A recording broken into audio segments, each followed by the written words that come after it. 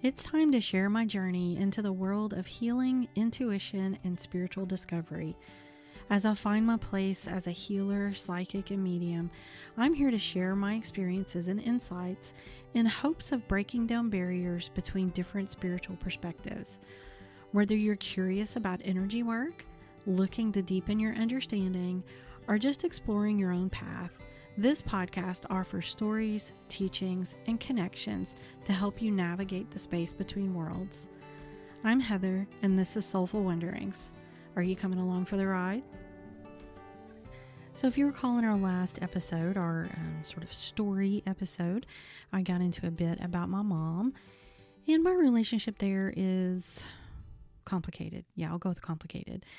I love my mom so much, and she was truly my world. I talked to her every day, multiple times a day. In fact, she was my person, but I had her on a pedestal, and in my mind, she was like this superhuman person, just close to perfect, even with the flaws that I saw, and I did see them. But to me, she was still this perfect person. And my love for her truly was unconditional. But then as the years went on and I grew up, I saw the flaws more. I saw the cracks more. Then I learned some things that she had hidden from us. And I know in her mind she was protecting us. I do know that. I've accepted that. But you can't help but think, was that really your decision to make? And maybe it was. As a mom, she's protecting her kids. And I know when I look at my kid, there's a lot I would do to protect him. But I also need to let him grow. And I feel like part of that is being honest with him. Again, maybe it's a little bit of hindsight. So, let's consider that as part of this discussion. But again, as I said before, the month of May, as we celebrate Mother's Day and I do the daily Am I a Good Enough Mom thing, I struggle to reconcile being celebrated while missing her so much and missing other moms from my life, like my sister and people like that. So, of course, for the month of May, for our new year, new journey, I felt like speaking about moms and maternal love actually fit that so well, because there's something really special about having true maternal love in your life. And, at the end of the day, I know I talked about some of the sort of negative things that happened with my mom, but at the end of the day, I truly believe I had that. I just knew that my mom was special and that our relationship was special. And as I got older, or as I, made more friends and things like that, I realized just how much, because I saw what other people have, and a lot of them, they just didn't have that same special relationship. And I guess, when you're younger, you think, well, everybody has this, don't they? And they don't. And, I'm reminded of that a lot, of the people that don't have that type of love in their life. And it's just so important in so many ways. So what is maternal love?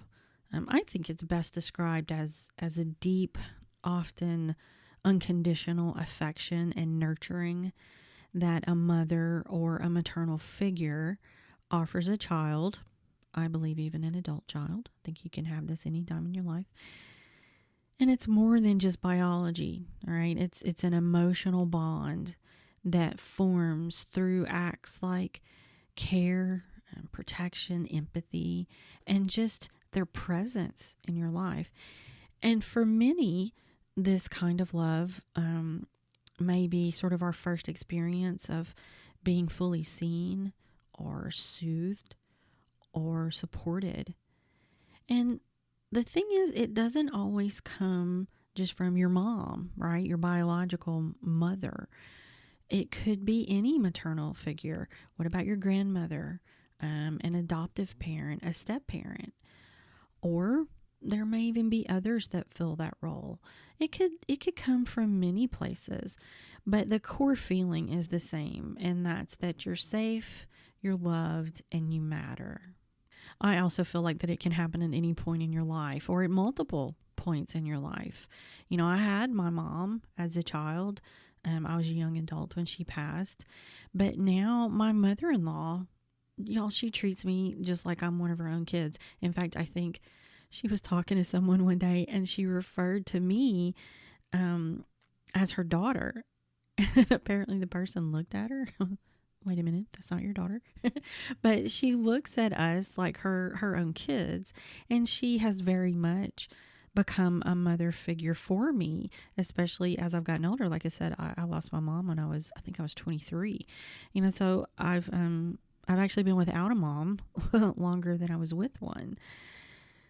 But I've also had others fill that role at times. I've had friends' moms in particular who come to mind for me that were really there for me in very much a maternal way and showed that same kind of love. It's different. I'll grant you that. They aren't my quote unquote real mom, but they could still show me the same love and support in a similar way. And I think that's something that you see a lot. But why is maternal love so important to our development? Well, first of all, it's basically our foundation for our safety and our trust. That maternal love is where we build our sense of safety in the world. When a child feels consistently nurtured and protected, they learn that there's a place in the world where their needs will be met, or at least they can be met. And this becomes basically the groundwork for emotional security and your ability to trust others. This place of maternal love is also where we learn emotional regulation. A loving maternal presence can teach us how to manage and express our emotions. So, for example, when we're comforted during times of distress, we slowly learn how to self-soothe. And that lack of someone mirroring that calmness early on in our lives can actually be the source of our struggles later with things like anxiety, anger, or emotional disconnection. When you think maternal love, also think identity and self-worth. Because, being loved for simply existing, not for achievement or behavior or any of those things, that tells a child you are enough. And maternal love tends to, reinforce that belief that we're worthy of love, which is crucial for forming a healthy identity and self-esteem. And a big one for me is it's kind of a blueprint for relationships. Our early bonds basically become a template for how we relate to others. It shapes how we give and receive love, how we set boundaries, how we handle intimacy or conflict. If we experience consistent, nurturing love, we're more likely to form healthy, balanced relationships. And the last one I would consider is this is where we learn about resilience and growth. Children who feel loved tend to be more resilient. They can take emotional risk. They can explore the world, and then they can bounce back when they have a setback. They tend to do that a little more easily because they know that they have a soft place to land. But here's the thing, and here's the reality. That's in a perfect world, right? And maternal love isn't always perfect. It's not going to be perfect because we're human and humans aren't perfect. So how can we expect perfection even in love? How can you expect perfection? And how many of us didn't receive that love in the way that we needed? And let's be honest. What we just talked about, it matters. When I listened to my parents fight, I didn't always feel safe. When I watched my mom do too much and not go to the doctor and not take care of herself, what did that show me? That showed me that others mattered more. It showed me how to recoil and just give up taking care of myself for the safety and for the well-being of others, so that others didn't have to feel bad, or so they didn't have to face their douchebaggery that they were showing. But she showed me that she stepped back so that they were okay. I learned to always make things be okay, to take care of others, even if it was to the detriment of my own health and my mental well-being. I saw someone who gave up their dreams for others, who never pursued the thing that made them really happy. I saw someone that stayed in a comfort zone out of fear and out of feeling unworthy of anything else. I saw someone who taught me that I should act in a way that society expected in order to be accepted. So as much as she gave me maternal love and she gave things to me, I still saw her not give it to herself. And that's just as important as giving it to me. But by the same token, okay, hear me. Even with all of that, I also learned how great it can be to how it can feel to give love and comfort.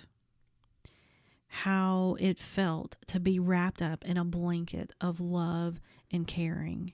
To know that the mama bear who loved me so fiercely would protect me. I saw someone be my biggest cheerleader. So I did see that side as well. And again, she gave it to me. She just didn't give it to herself.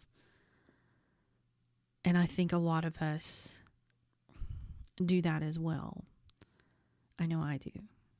So what are some steps we can take to heal if we've maybe had the absence of that maternal love? Or maybe we just felt like it was lacking, because let's be honest, I think it probably was for all of us. Again, no perfect. Mom wasn't perfect. Neither am I. As we've said, none of us are. I'm a work in progress, figuring all this out, sometimes as I go. And with all the flaws, right, I still feel like I had a good childhood. You know, I had a loving mom. And I choose to focus on the good.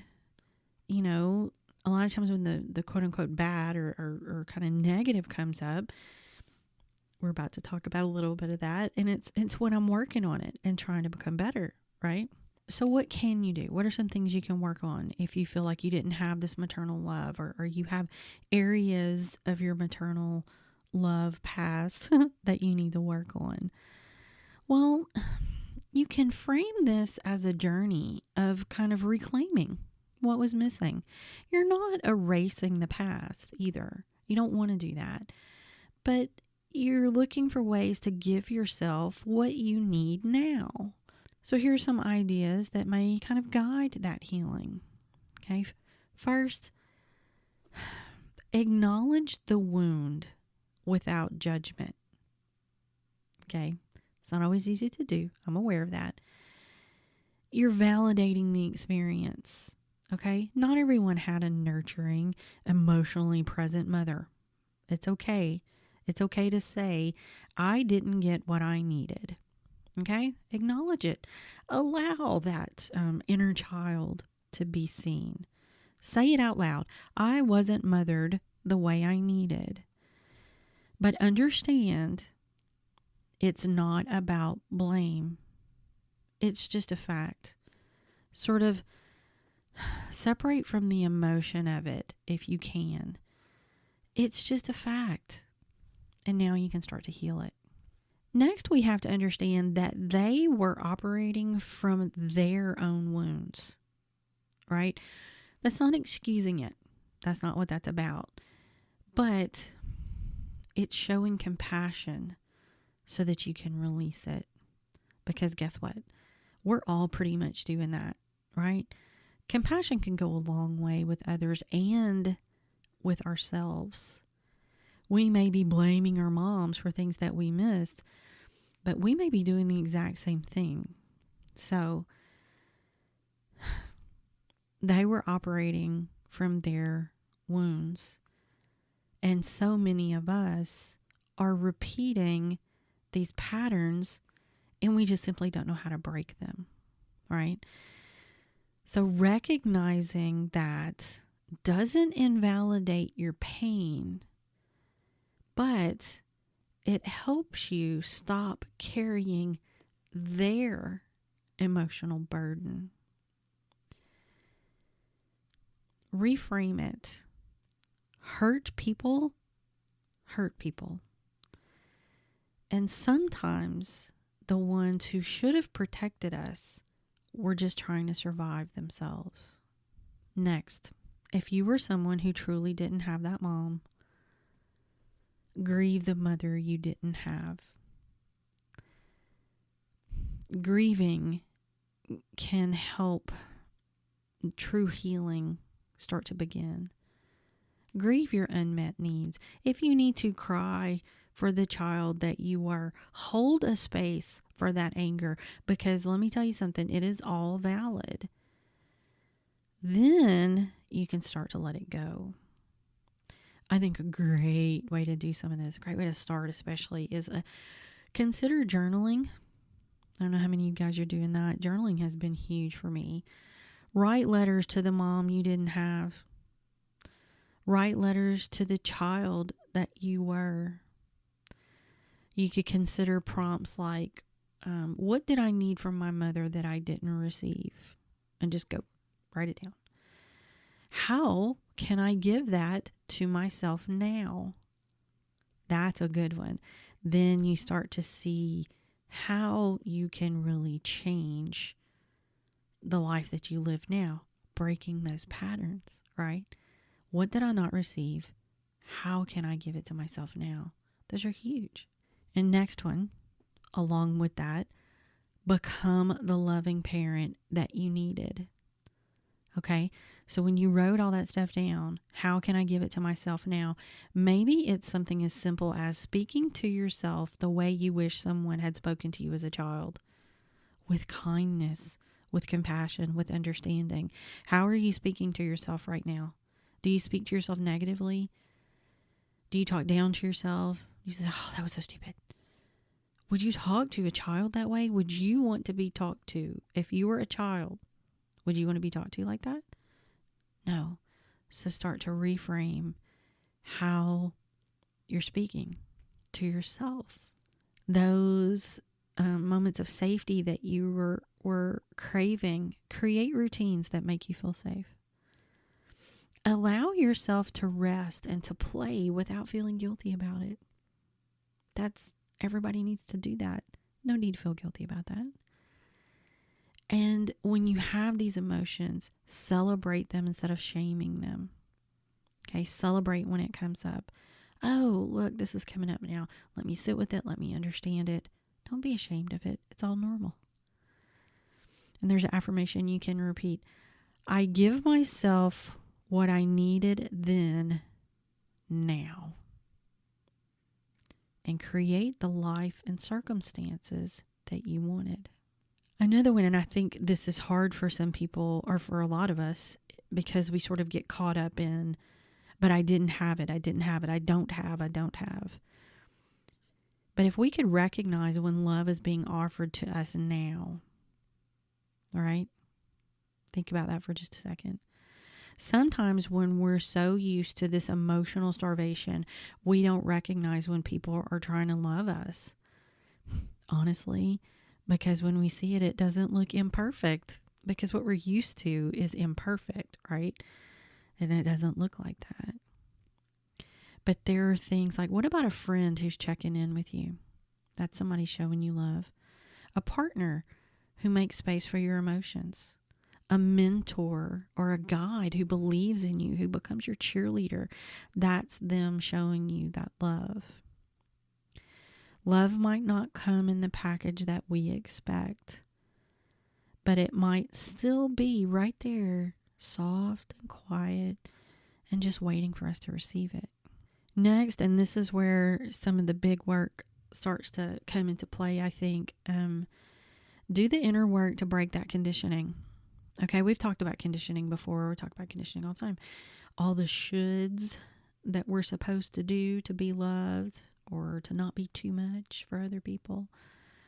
Look, unlearning a lifetime of conditioning takes time. But the awareness of it, the acknowledgement of it, such a great first step. You know, we have to stop pretending that things didn't happen. And sometimes that means choosing not to carry what's not yours anymore. Put it down. That conditioning you were taught, set it down. And allow love and forgiveness and just new ways of being to enter your life. And that may feel a little, how do I do that? There are several ways you can do it. You could work with a therapist. Therapy is a great thing to help you learn tools and ways of dealing with this. Maybe a coach. I help people with stuff like this. I know a lot of folks that help, that are coaches that help people with life, careers, all the things. There's energy healing, mindfulness practices. There's a lot of things that you can do to do this work. What I recommend is you start looking for people, find people that become part of your circle that help you. Don't be afraid to try new things. Okay.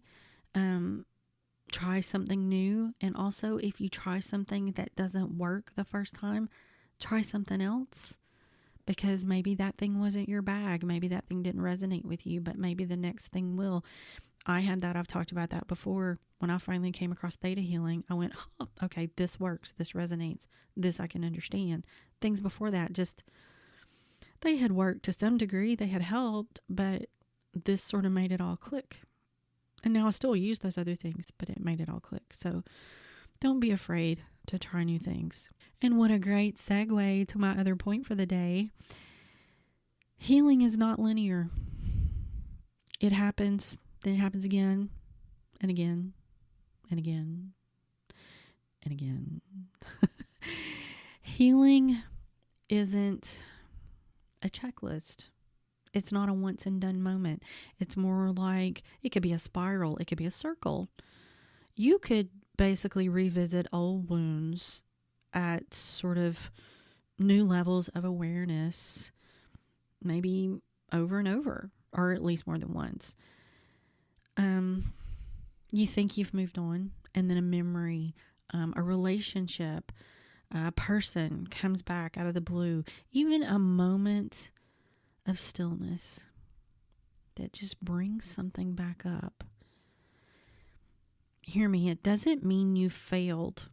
And look, I wish I had known that. I wish someone had explained this to me. People would talk about all this great work that they do, the courses that they offer, and all these great solutions. And I'm looking at it going, cool, I'm going to do that, and I'm going to be healed, and this is going to be great. Yeah. And then I found out that healing doesn't go in a line. It doesn't go, okay, let me line up all my traumas and my triggers and my issues. I'm going to line them up and I'm going to heal them and just knock them all down and be done. Yeah, no. They're all going to resurface. They're going to resurface in different ways. They're going to be intertwined. It's just, healing is a journey, and it's a multifaceted, multi-layered journey. Because guess what? Emotional triggers resurface. Even when we've done huge amounts of inner work, there's going to be certain situations or triggers that can just bring it all back again. That pain you thought you resolved is back. But when you're in the midst of healing, when you're doing this work, you're now going to approach it with more tools, with more grace, with just more knowledge. So just like the maternal love healing, you're going to let things go, but you may find yourself having to let it go over and over, because letting go isn't just one moment. Okay. it's often a daily decision that we have to make to release the blame, to soften the grip, to choose peace over pain. And it's something that we often have to remind ourselves of daily when we see the old behaviors come up, when we see the old issues come up, and we have to go, no, that's not the way we're going. We're going towards peace. And the big thing is none of it's going to happen until you're ready. And then you start working on it. And there will be days where you're just not ready. You're just not having it. Things will go great for a while. And then you have a day where you are just a weepy mess. And that's okay. I believe that self-compassion is a key. Grace. You often hear people say grace. I have a friend that will say that so often. I love when she says that. You gotta just pour grace on the table for yourself.